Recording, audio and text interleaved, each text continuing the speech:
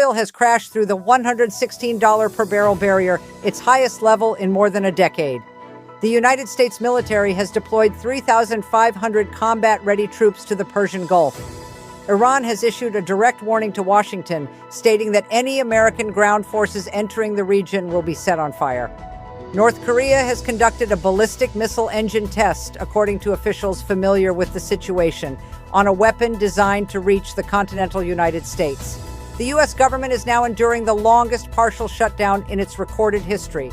And from Los Angeles to Minnesota, tens of thousands of Americans are marching in the streets. This is not a drill. This is today. Welcome to this special broadcast. Good evening. Tonight, 5 major developments are shaping the trajectory of global events. In the Middle East, sources confirm that President Trump has suggested the United States could seize Iran's critical oil export hub, Kharg Island, even as Pakistan has volunteered to host diplomatic talks. In global markets, oil has surged to $116 a barrel, with American consumers now paying close to $4 a gallon at the pump.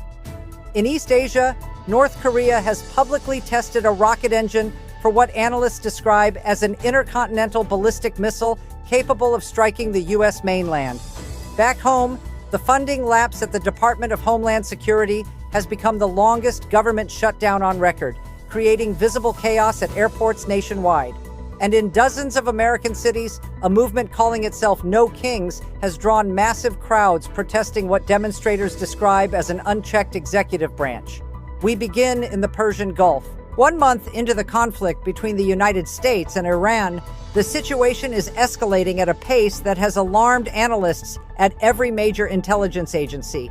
According to sources familiar with the situation, President Trump, in an interview published this morning by the Financial Times, suggested he was considering seizing Iran's Kharg Island, a critical choke point that handles the majority of Iran's oil exports.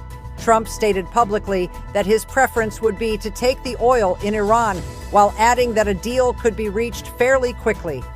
Officials confirmed that 3,500 American troops have now arrived in the Gulf region. Iran's military, according to statements reviewed by this broadcast, says its forces are waiting and has warned any American ground incursion would be met with force. Iranian foreign ministry officials have stated bluntly that any ground troops would be set on fire. Separately, Iran-backed Houthi forces in Yemen have entered the conflict by striking Israeli targets over the weekend, according to investigators. Pakistan, in a notable diplomatic development, has offered to host preliminary talks between U.S. and Iranian officials, though Tehran has not confirmed participation. American forces are also reportedly attempting to maintain limited control of the Strait of Hormuz. The New York Times, citing satellite imagery and weapons experts, has confirmed that earlier U.S. missile strikes struck civilian sites in Lamard, Iran, including a sports hall and a school adjacent to a military compound.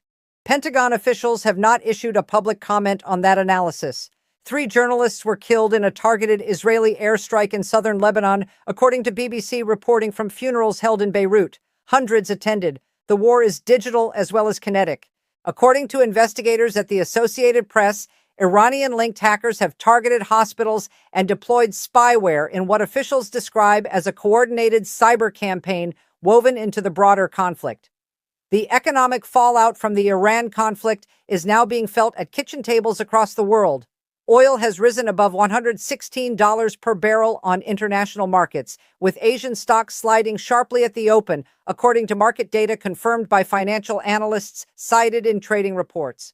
For American drivers, that translates directly to pump prices approaching $4 a gallon, a threshold that, according to consumer behavior research, triggers measurable changes in vacation planning and discretionary spending. The New York Times reports that Americans are already rethinking spring break trips and road vacations in response. Australian states have moved to offer free public transportation as a direct response to fuel price surges, officials confirmed Monday morning. Global economic analysts are warning of an extended period of inflationary pressure, citing the simultaneous disruption of Gulf oil shipping lanes and ongoing uncertainty around the Strait of Hormuz. Airline executives have warned passengers of surcharges. Economists note that worries about global economic pain are deepening with each day the Iran conflict extends. As the world's attention remains fixed on the Persian Gulf, a separate military development in East Asia has alarmed defense officials in Washington and Seoul. North Korea, according to officials confirmed to be familiar with the intelligence assessment, has conducted a successful engine test for a missile analysts describe as capable of striking the continental United States. The Associated Press confirmed the test was conducted under the direction of leader Kim Jong-un. The engine involved is associated with North Korea's Hwasong-class intercontinental ballistic missile program, sources indicated. The test demonstrates what defense experts describe as a continued capability advancement that the regime deploys strategically during periods of American military distraction. Pentagon officials have not issued a formal response as of this broadcast. South Korean military authorities confirmed the test occurred and said they were monitoring the situation closely.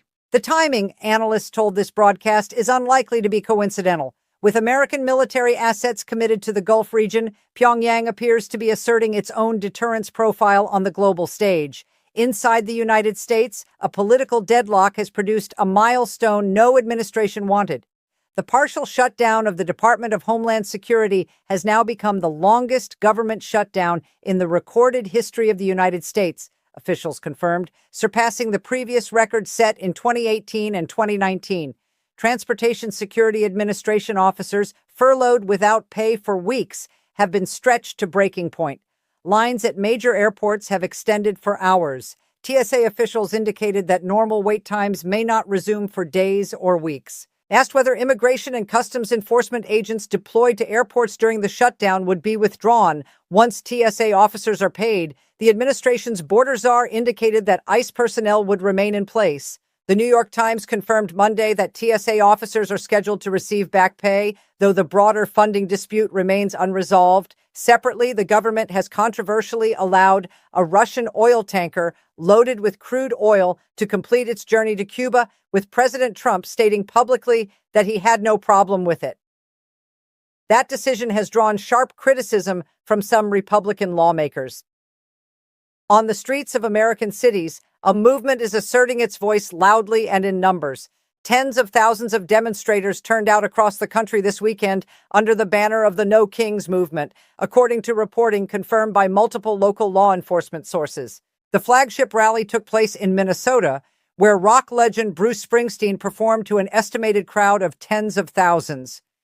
In Los Angeles, officials confirmed that dozens of demonstrators were arrested after a rally failed to disperse following a lawful assembly order.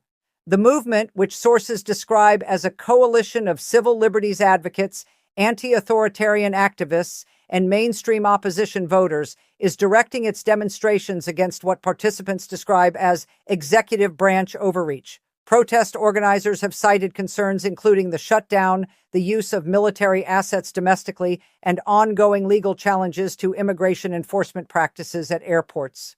Political analysts told this broadcast that the breadth and geographic spread of the protests signals a moment of sustained civic mobilization not seen since at least 2017. Step back from each of these stories individually, and a larger pattern emerges. The world in the spring of 2026 is experiencing what geopolitical analysts are calling a multi-front stress test of the post-Cold War order, a hot war in the Middle East. An economic shock rippling from energy markets, North Korea advancing its nuclear delivery capabilities, a domestic governance crisis, and a citizenry pushing back. Each of these events taken alone would dominate a news cycle for weeks. Together, they represent a convergence of pressure testing institutions, alliances, and public trust simultaneously. And yet, in Cape Canaveral, 4 astronauts are in pre-launch quarantine, preparing to become the first humans to fly toward the moon since 1972 as part of the NASA ArtemisII mission. Officials confirmed the crew described their mission as starting to feel real. Even in a world on fire, humanity is still reaching for the stars. That is our special report for this evening. We will continue tracking every one of these developments as they unfold through the week. If this broadcast gave you clarity, we ask one thing. Subscribe, hit the notification bell, and tell us in the comments which of tonight's stories concerns you most. Your voice matters to us. Stay informed. Stay engaged. Good night.